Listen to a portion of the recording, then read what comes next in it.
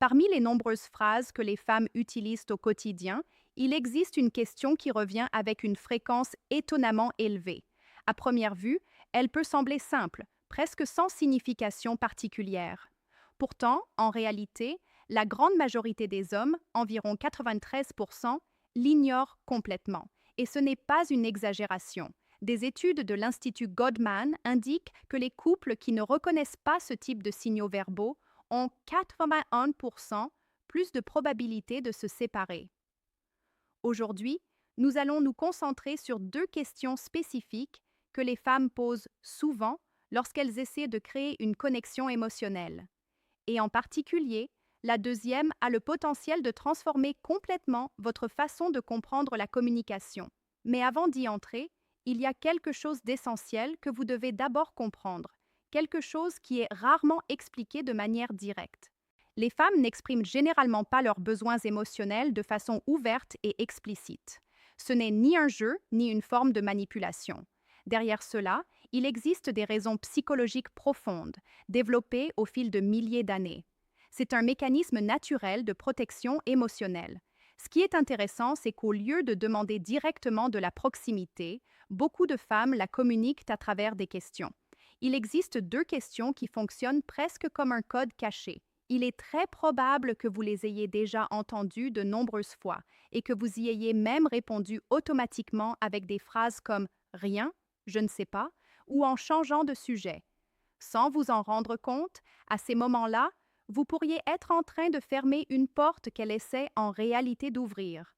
Aujourd'hui, nous allons non seulement identifier ces deux questions, mais aussi comprendre leur véritable signification. Pourquoi sont-elles utilisées? Qu'est-ce qui est réellement évalué? Et surtout, comment y répondre correctement si vous souhaitez construire une véritable connexion émotionnelle?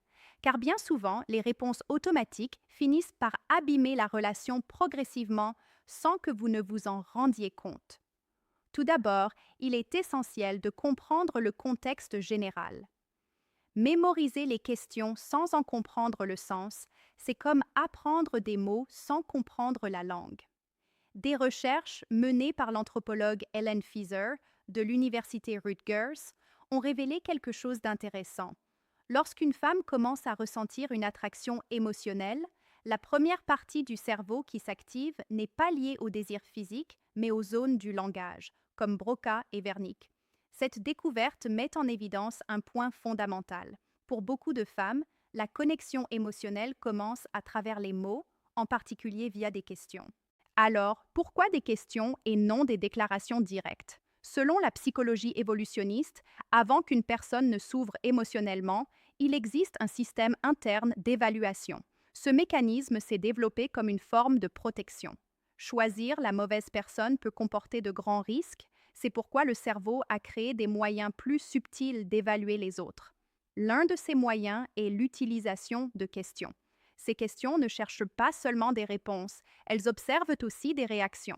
Ce qui compte, ce n'est pas seulement ce que vous dites, mais comment vous le dites, votre ton, votre attention et votre spontanéité. Comme l'explique la psychologue Sue Johnson, derrière ce type de questions se cache un message implicite. Puis-je me sentir en sécurité avec toi? Et c'est là que tout commence. La première question est très simple, tellement simple qu'elle passe souvent inaperçue. C'est précisément pour cela qu'elle agit comme un filtre très puissant. La question est « À quoi penses-tu » À première vue, elle semble ordinaire, quelque chose que vous avez probablement entendu de nombreuses fois, mais en réalité, c'est une tentative directe de créer une connexion émotionnelle.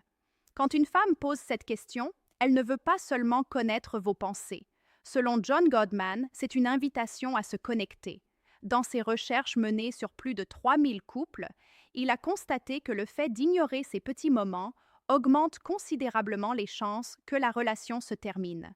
Le problème ne réside pas dans la question, mais dans la manière dont la plupart des hommes y répondent. Des réponses comme « rien »,« tout va bien » ou même le silence peuvent sembler neutres, mais émotionnellement, elles peuvent être perçues comme un rejet subtil. Lorsqu'une femme demande « à quoi vous pensez », elle ne cherche pas réellement une information factuelle. Elle essaie de comprendre votre monde intérieur. Elle veut voir si vous êtes prêt à ouvrir un peu votre esprit et vos émotions, si vous vous sentez suffisamment à l'aise pour partager, même quelque chose de simple.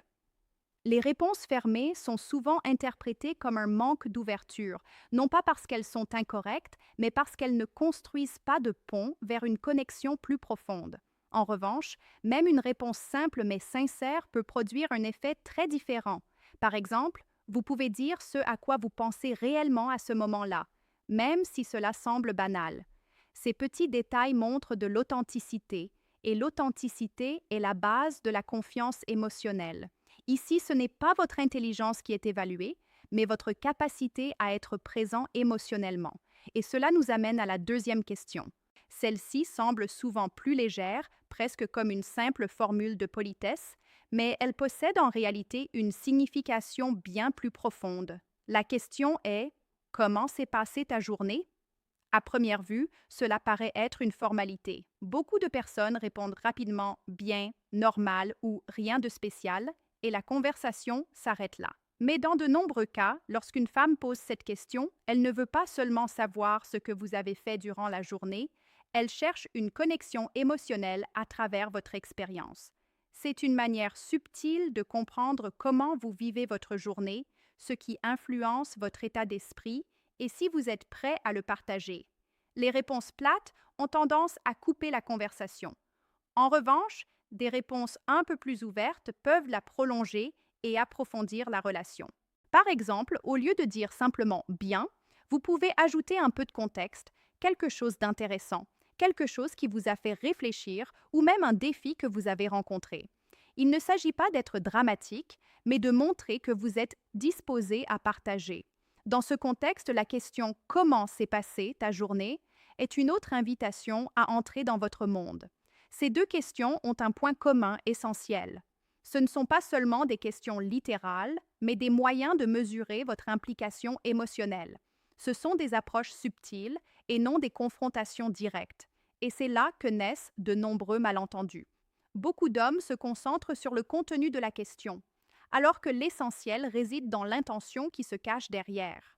Si vous répondez brièvement et sans implication, vous pouvez penser avoir bien répondu, mais émotionnellement, cela peut être perçu comme de la distance. En revanche, lorsque vous répondez avec un peu d'ouverture, vous ne faites pas que répondre, vous renforcez aussi la connexion. Il ne s'agit pas de parler excessivement, ni de tout révéler d'un coup. Il s'agit de montrer que vous êtes présent, que cela vous importe et que vous êtes prêt à créer du lien. Avec le temps, ces petites réponses créent des schémas, et ce sont ces schémas qui déterminent la qualité de la relation.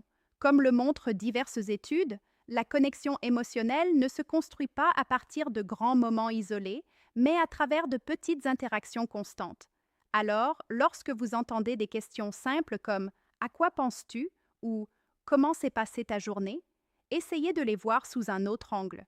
Ce ne sont pas de simples questions, ce sont des opportunités. Des opportunités de vous ouvrir un peu, de créer de la confiance et de construire une connexion plus profonde, étape par étape. Car au final, une relation solide ne repose pas sur des réponses parfaites, mais sur une présence sincère et constante.